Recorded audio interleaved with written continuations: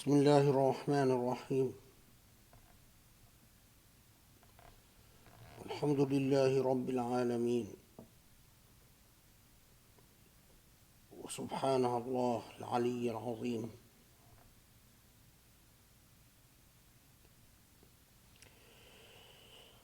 اللهم صل وسلم وبارك على محمد وعلى آله وأصحابه وعلى من اتبعه بإحسان إلى يوم الدين.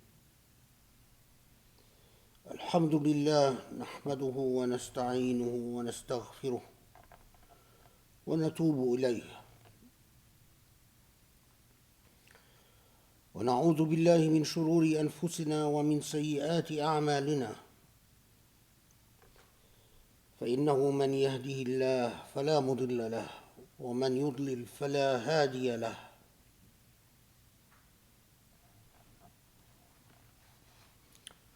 اللهم يا رب العالمين، يا رحمن يا رحيم، اللهم اصلح لنا ديننا الذي هو عصمة أمرنا، واصلح لنا دنيانا التي فيها معاشنا، واصلح لنا آخرتنا التي فيها معادنا، واجعل الحياة زيادة لنا في كل خير، واجعل الموت راحة لنا من كل شر.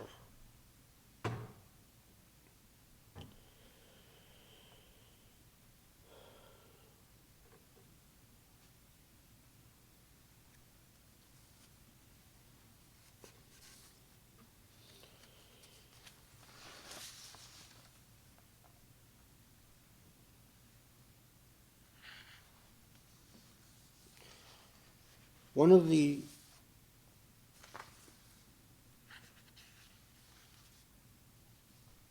the interesting things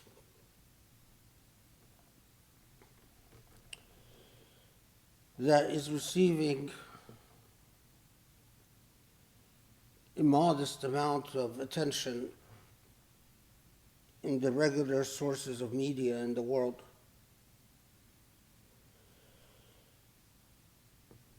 but if things were as they should be, would have been receiving a great deal of attention.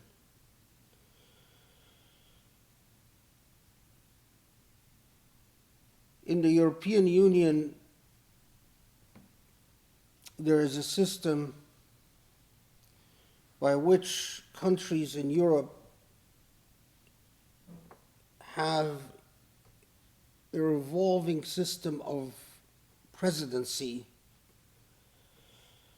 over the European Union. So different countries for 6 months periods have the opportunity to play or to assume the official role of being the president of the European Union.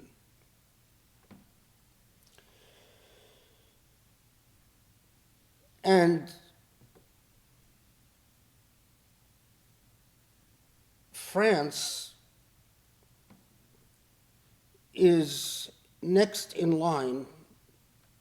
France is about to assume the role of the president of the European Union for the next 6 months.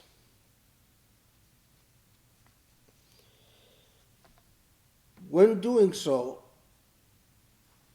the country that plays that role has certain privileges and powers, like a substantial amount of influence over the schedule and a direct opportunity to influence the priorities and priorities and certain policies in the European Union. What's rather curious is, as France gets ready to assume that role, European media, or certain venues of the European media, started talking about how France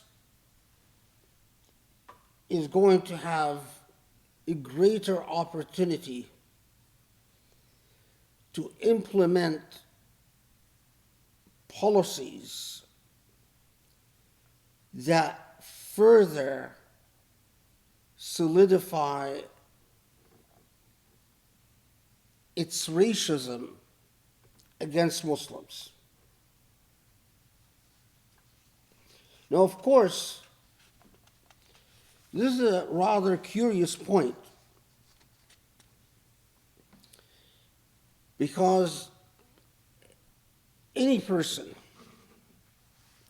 that looks at the affairs of the European Union these days cannot fail to notice the overwhelming amount of Islamophobia, not just in France, but in a large number of European countries. These toxic, racist discourses that pervade the countries of the European Union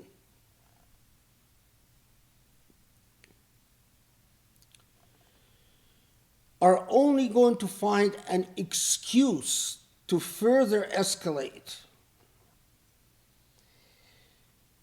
and to further refine the instrumentalities of racism in France's presidency of the European Union. In other words, it is already a highly racist, highly bigoted, highly prejudiced atmosphere. France's presidency, if anything, will only serve as an excuse to escalate an already endemic and widespread problem. It used to be not too long ago that individuals like Marine Le Pen represented the extreme right in a country like France. Individuals like Marine Le Pen, not too long ago, were often seen as fascist.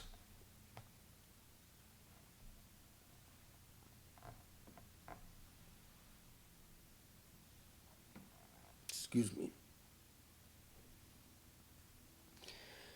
As a hearkening back in Europe to the type of racism that was amply displayed in the unfolding of events in World War II, and the extent to which fascism found fertile grounds. Fascism and its closely associated ideologies and theologies of racial superiority and racial difference found fertile grounds in Europe. People like Marie Le Pen were seen as a hearkening back to these types of cultural paradigms. And it was often, the point was often made that right-wing parties like that of Marine Le Pen were on the European fringe.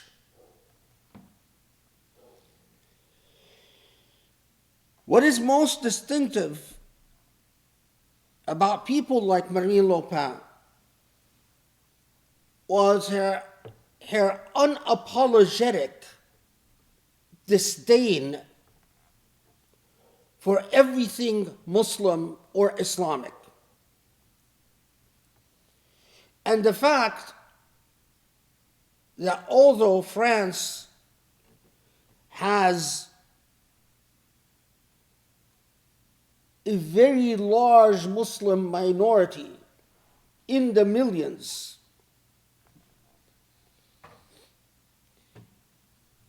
people like Marine Le Pen advocated racial purity in France and did not hesitate to suggest that the entire Muslim population of France should be displaced and simply ejected.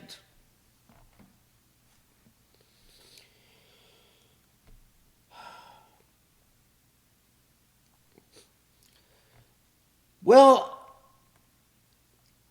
as we brace for the French presidency of the European Union, we also brace for an upcoming French election. And part of what happens as we brace for an upcoming French election is French politicians, of course, start debating one another with television pundits and media pundits, people like Eric Zemmour, who is a rabid Islamophobe, a well-known figure in France, and a rabid Islamophobe.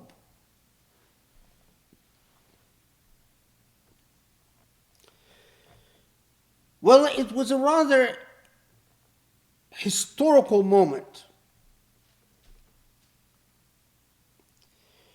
when the Minister of Interior in France, an Islamophobic fellow, Gérald Darmanin, I think is, or something like that. I'm forgetting his name. Darmanin or Darmani. Well, this Gérald fellow, in a recent debate, accused the rabid Islamophobe, the fascist, the racist, Marine Le Pen, of going soft on Islam. The incumbent Minister of Interior in Macron's government is now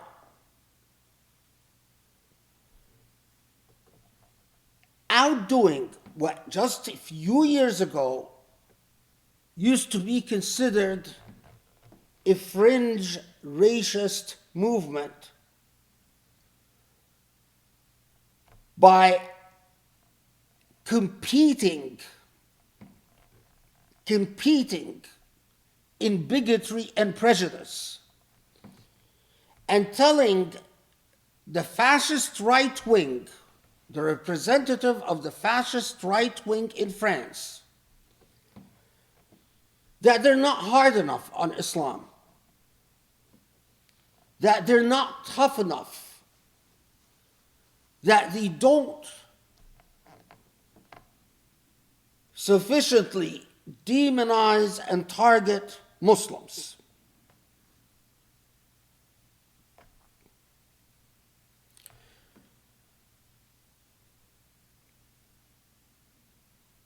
This is simply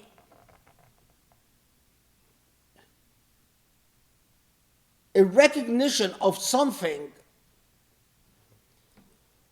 that has become a reality. Parties like that of Marine Le Pen, although their ideology remains the same, right-wing fascist, racist, are no longer fringe in countries like France. In fact, it is fair to say that the rabidly anti-Muslim discourse has become mainstream. It has become the civil discourse in society.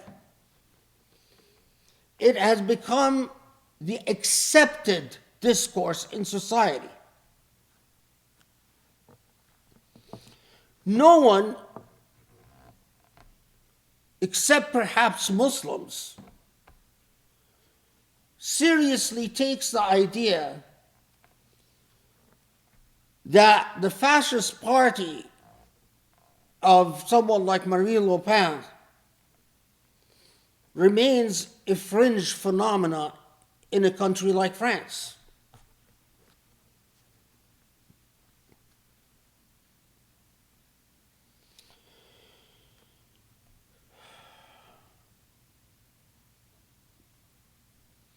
In fact, what the current French government has been doing is astounding in the scale and level of its racism, prejudice, and bigotry.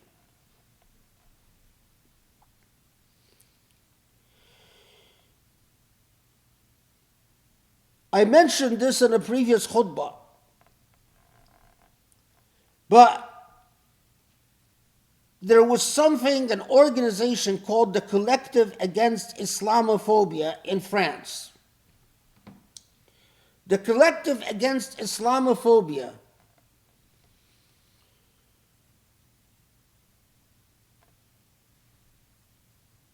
did what everyone thought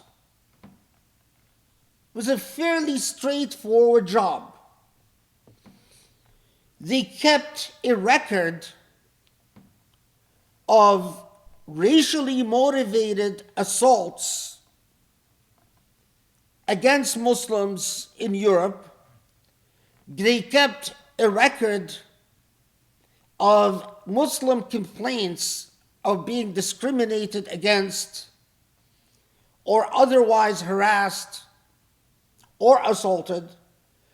They kept a record of Islamophobic, racist, bigoted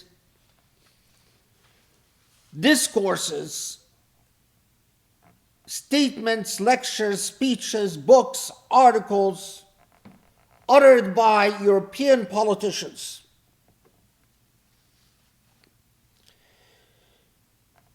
Macron's government accused the Collective Against Islamophobia in France of being an Islamist organization and shut them down.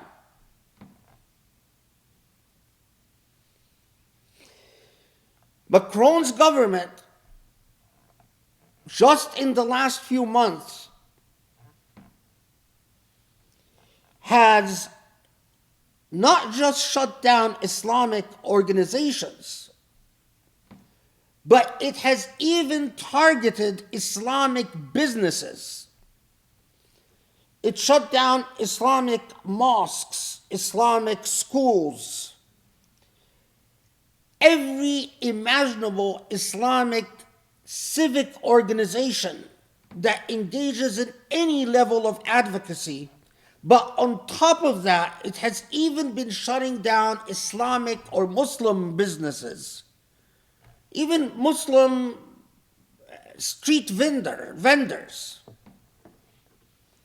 and accusing them of ties to the Muslim Brotherhood.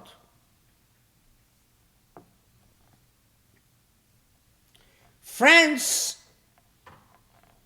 has been acting, Macron's government has been acting in the way that you would expect a third world dictatorial government to act when it goes around accusing average normal business people of ties to the Ikhwan, to the Muslim Brotherhood, and shutting them down without offering any proof and without even legal process.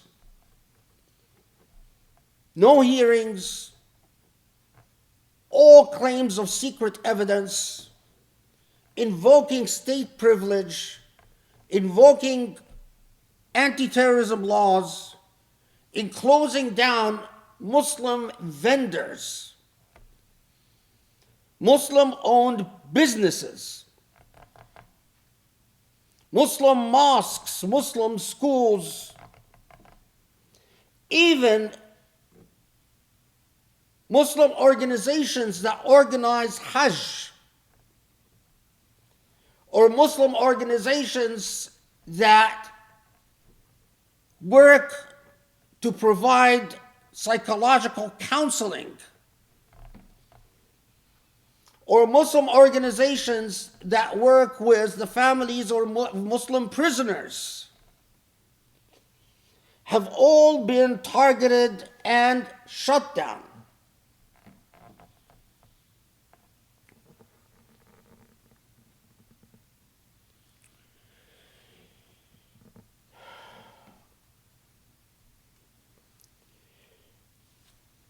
There's a fairly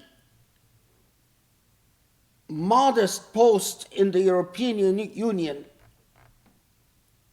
The European Union has created these official jobs of commissioners.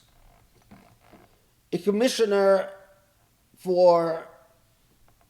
that focuses on harassment against women in the workplace, a commissioner that focuses on this social problem, a commissioner that focuses on that social problem. Well, one of these commissioners is a commissioner for equality, Helena Dalli. And this poor woman, Helena Dalli, has come under rabid, bigoted, neurotic attacks by the French government and by the French media. No longer the French fringe, the fascist right wing, but the French official government and all levels of the French media. Why? Because Helena Dalli committed the unforgivable sin of meeting with an organization called the Forum of European Muslim Youth and Student Organizations. And she met with this union called the Forum of European Muslim Youth and Student Organizations to discuss the problem of rising racist attacks against Muslims all over Europe. physical assaults, harassment in the workplace, harassment in various levels of social, civil engagements.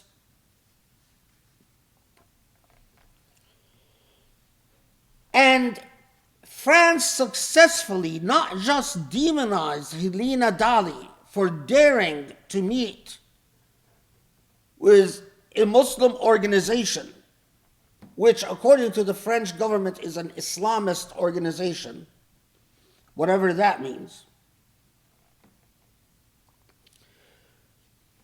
But it has actually succeeded in forcing Helena Dali to terminate all relations with the Forum of European Muslim Organizations.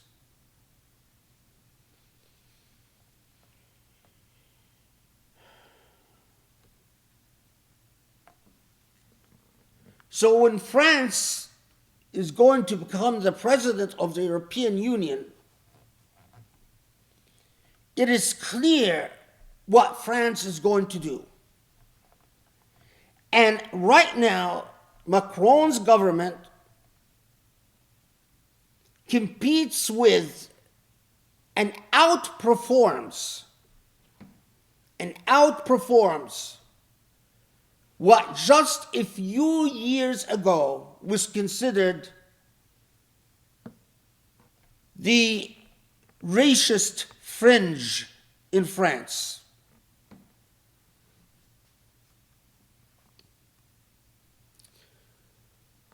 The problem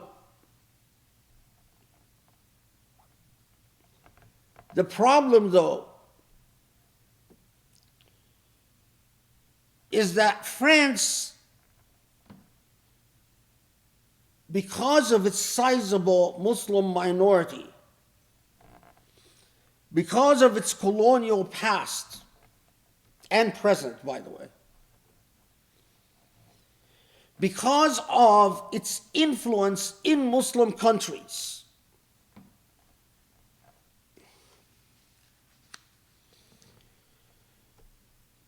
is simply in the media more often than other European countries that are no less, if not even more, racist and bigoted than the French government.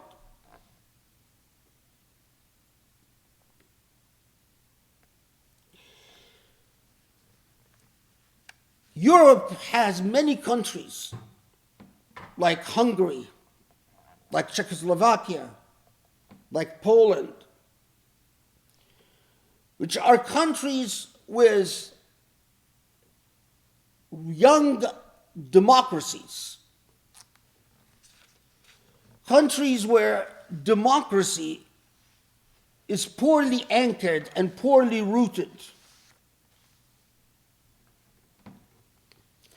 countries which are significantly more religious than France. And these countries like Hungary, like Poland, like Czechoslovakia,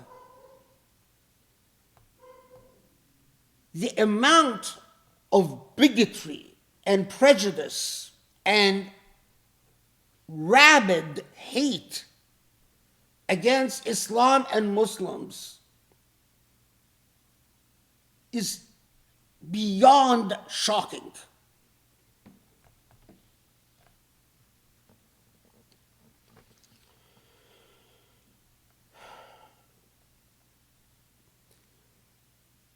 The problem is that in the European imagination, especially in countries like Poland and Hungary and so on, the idea of a Christian Europe is conflated and interlinked with the idea of a secular Europe and the idea of a civilized Europe. If you take the discourses that you hear in Italian media, in Greek media, in Polish media, in Hungarian media, and compare these discourses to what was said and written about Islam at the height, at the zenith of the colonial age, the solemn awareness, the sad awareness, is what is said today about Islam is even worse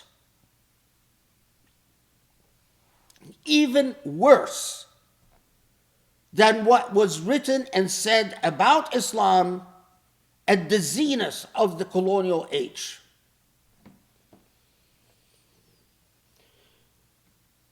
The colonial age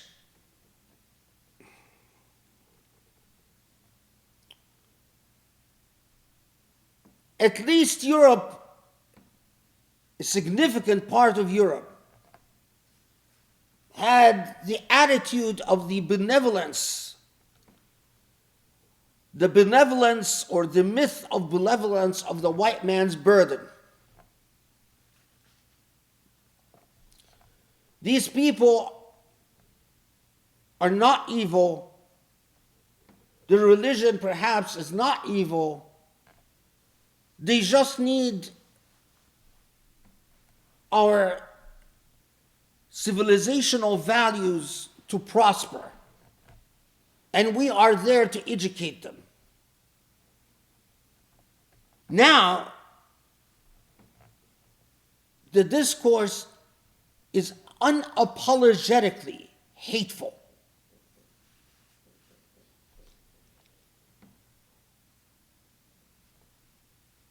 And of course, there are buzzwords that everyone now uses, and no one is sure what they mean. Like political Islam. Not too long ago, polite society would say, we are not attacking Islam, we are attacking extremists in Islam. But that argument became unsustainable because it was clear that anyone that even practiced the faith of Islam was immediately accused of being an extremist. So now, no one talks about extremist Islam and extremists anymore. Everyone just simply talks about Islamists and political Islam, whatever that means. And under the guise of resisting political Islam, France or the French Minister of Interior can accuse Le Pen of going soft on Islam. Islamic schools are shut down. Islamic mosques are shut down. Islamic businesses are accused of unproven, without due process, accused of having links to the Muslim Brotherhood and are shut down. Hijab is banned. Assaults against Muslims are regularly not investigated and simply described as crimes of passion rather than as crimes of bigotry. And every organization that emerges in countries like Hungary or Poland or Czechoslovakia and France, of course, that attempts to keep track of the assaults and attacks and harassments of Muslims, and the failure of the investigating police agency in question to do anything about these assaults. Every time an organization emerges that attempts even to just simply keep track, a database,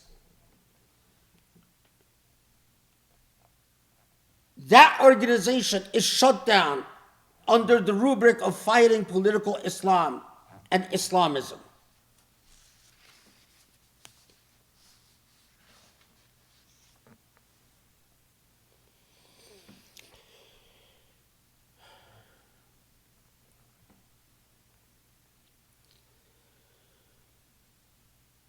But what is really remarkable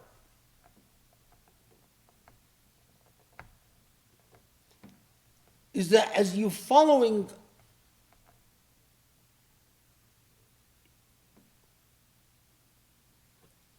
how, to put you in the picture, 2021 comes to an end, 2022 begins.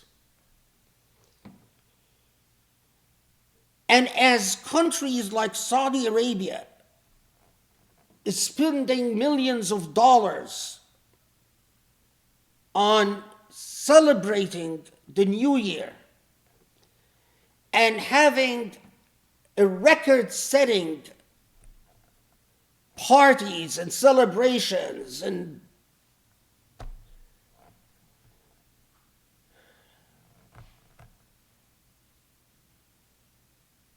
as Muslim countries are setting new records on wasting money, on entertaining themselves,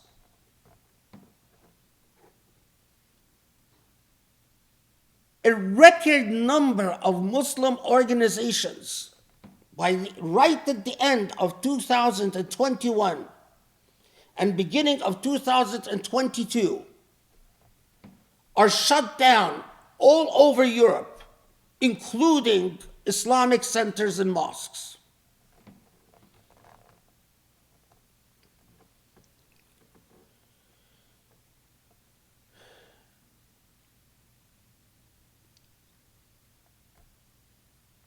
The rampant Islamophobia,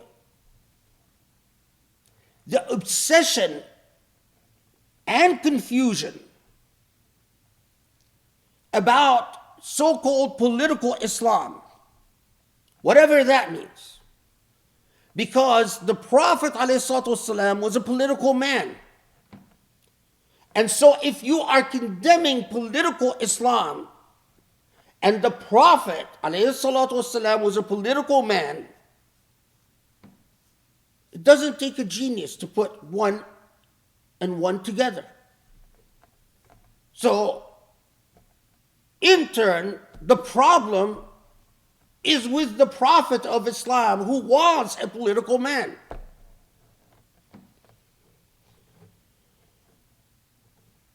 You see, Christianity is a blank page because Jesus died very young. The opportunity to do much isn't there. There is a standing excuse and special exception for Moses and Judaism. Yes, Moses was a political man. Yes, Zionism is a political theology. Yes, political Judaism is active, healthy, vibrant, lively, but that gets an automatic pass. But when it comes to Islam, The very prophet of that religion was a political man. The companions were political men. The Ahlul Bayt were political people. So we can all pretend we can condemn political Islam, but in reality, it is a judgment against the very founders and fatherheads and motherheads of Islam itself.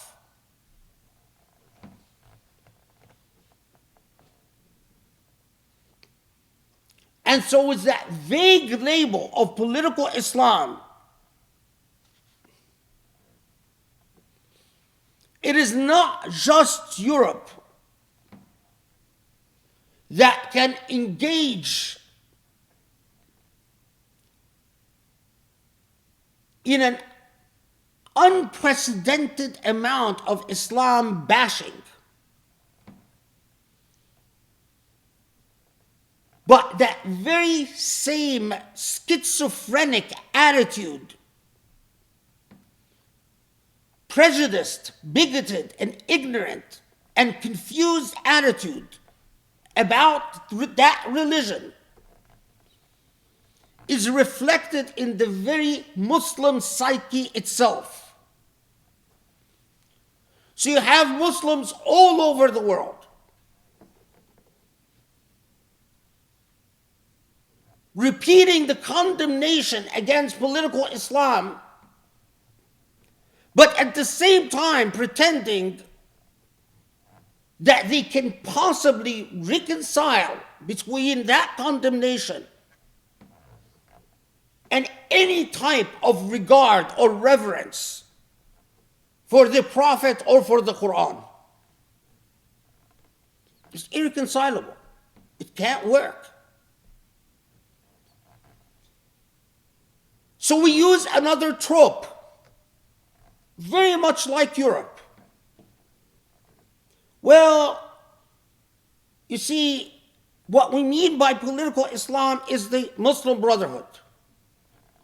It doesn't matter where is the Muslim Brotherhood, what we mean by the Muslim Brotherhood, whether in fact there is a Muslim Brotherhood. It's another bigoted, prejudicial trope that we can use to express our prejudice and our unease and our sense of dread.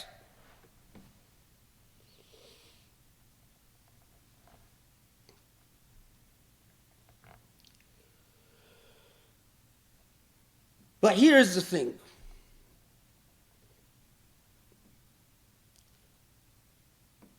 What a lot of Muslims do not know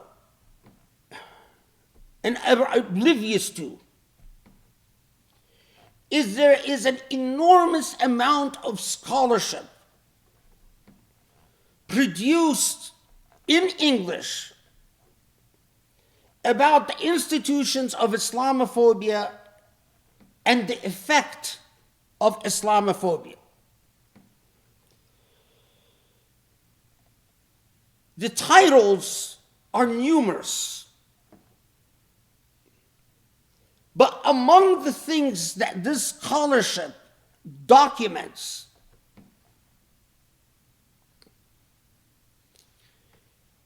is that our schizophrenic attitude towards our own religion, our complacent silence as we face the racism and prejudice and bigotry that pervades Europe and many other countries in the world about Islam, our own schizophrenic discomfort with our own faith and prophet,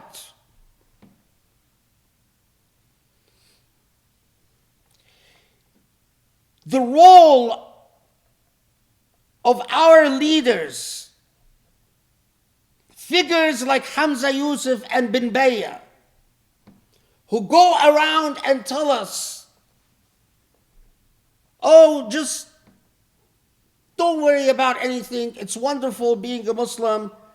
Don't believe anyone that tells you, you as a Muslim, you are discriminated against or hated or despised. Muslim leaders who even add to the confusion by supporting and praising Islamophobes like Donald Trump has led to a truly incredible and shocking reality, documented in the books that Muslims are so good at ignoring. And that is, among Muslims in the West, United States and Europe, suicide rates and attempted suicide rates are double the average number in society. So if you're actually born Muslim, you are twice as likely to either attempt or successfully carry out a suicide.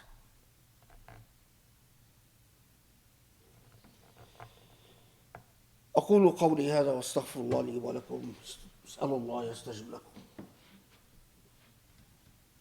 بسم الله الرحمن الرحيم والحمد لله رب العالمين وسبحان الله العلي العظيم والصلاة والسلام على محمد وعلى آله وأصحابه وعلى من اتبعوا بإحسان إلى يوم الدين.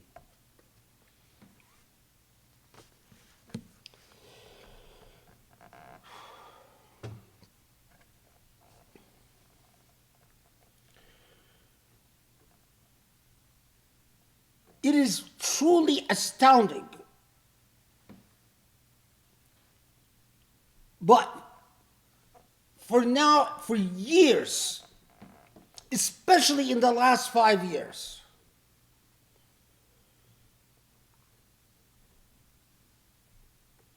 those who care have been carefully documenting a reality that in Muslim families, Muslim youth have double the normal rate of attempted suicides and successful suicides.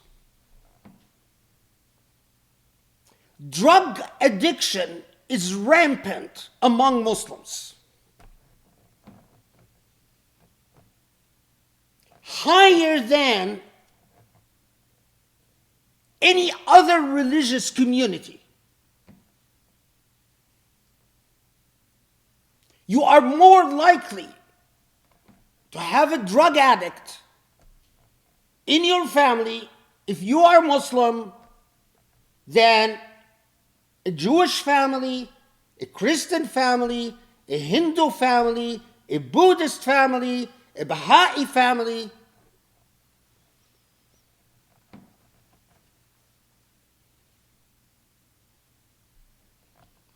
Drug addiction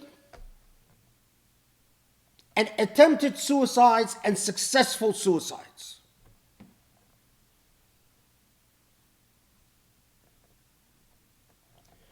What the sociologists and anthropologists have been writing about for the past 5 years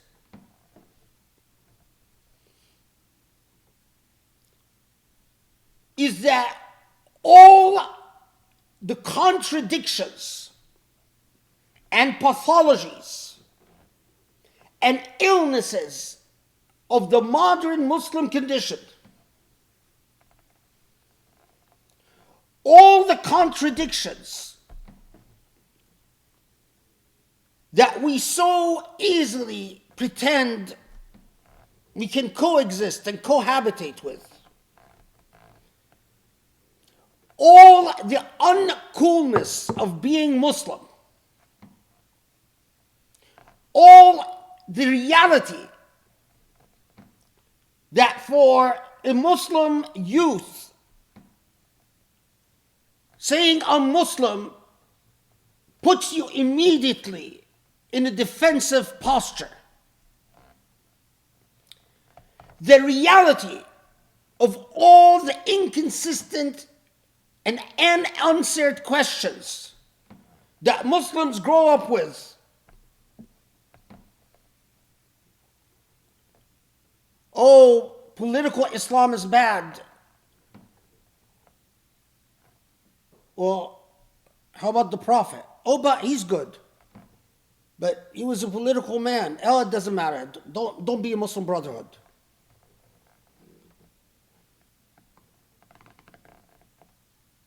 The fact that as a Muslim, you have to perform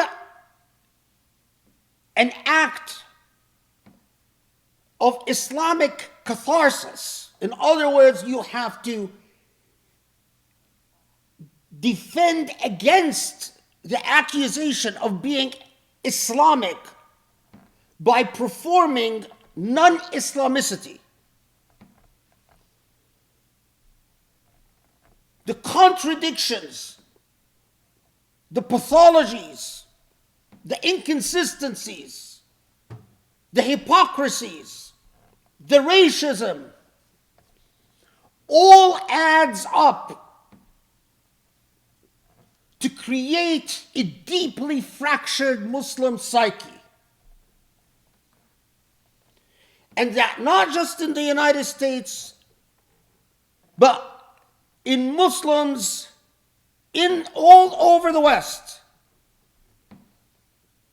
If you are Muslim, you are twice as likely than any other religious group to either attempt suicide or become a drug addict. And among Muslim groups, the same scholarship that Muslims are so good at ignoring also documents the fact that of all the religious groups, the taboo among Muslims against speaking about drug addiction or suicide as an endemic, consistent, persistent problem is 10 times worse than any other similar religious group. In fact, just simply an absolute, any other religious group. The ostracism, the taboo,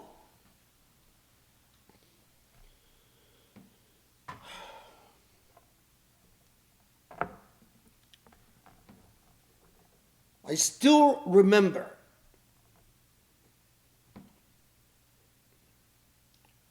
an event in which I was spilling my guts, sitting there talking about Islamophobia and the danger of Islamophobia and the impact of Islamophobia. And this smug, high-class, rich Egyptian woman with all the arrogance in the world looked at me like she would look at hired help in her home and said, "Tell me, how does any of the stuff that you are talking about help my children?" Well, I have news for you, ma'am. Your child is 10 times more likely than their co-religionist, Jewish or Christian, to grow up not Muslim. And twice as likely to become a drug addict. and twice as likely to attempt suicide or to actually successfully carry out a suicide. And 10 times more likely if they are an addict or plagued by thoughts of suicide, 10 times more likely not to find a supportive community or a supportive space or any opportunity for help because of the taboo that exists among Muslims. When are Muslims going to wake up and realize it is not political Islam, it is not the Muslim Brotherhood, it's simply prejudice and bigotry and racism? Just because France goes around blabbing on about civil society and civic values doesn't mean they successfully cover up for the very vulgar reality of racism and bigotry. When are Muslims going to wake up and realize that as they continue living selfish lives, competing with one another over irrelevancies in existence,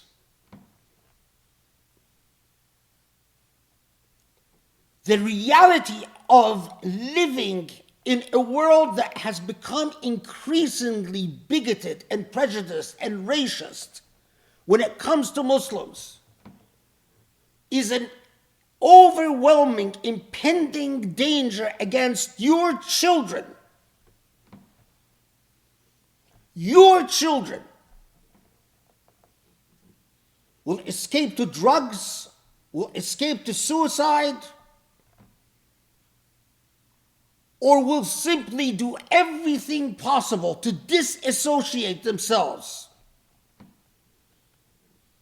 from your contradictions and your pathologies.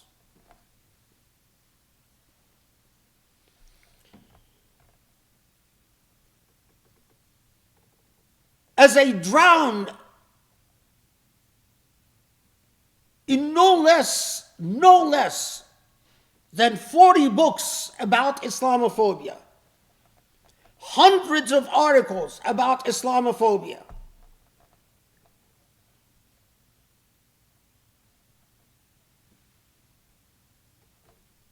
the documentation of prejudice and bigotry is overwhelming. I turn to see what Muslims are talking about. Not a single khutbah about Islamophobia. Muslim discourses live in an Alice in Wonderland world.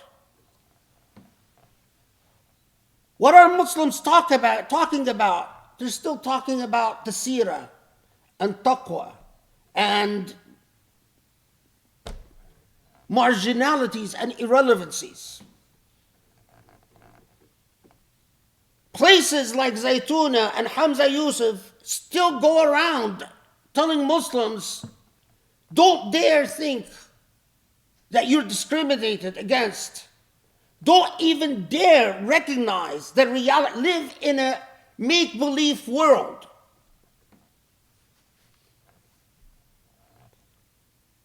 Islam has become not just a drug, but the true disastrous situation. It has become a drug without potency. At least a drug allows you to escape for a short while before reality comes crashing down upon you again. Well, Islam has become a drug without potency You can't even escape for a short while. You take it, and the impact is so short-lived, so weak, that all you've done is confronted yourself with the reality of illness and sickness, of addiction and psychosis and mental illness, as those Muslims in the world who can make a difference, because nothing changes without investment. Those Muslims who Allah has entrusted with wealth, who could fund the type of institutions that would start responding to Islamophobia, go around doing nothing, enjoying their material indulgences. ولا حول ولا قوة إلا بالله.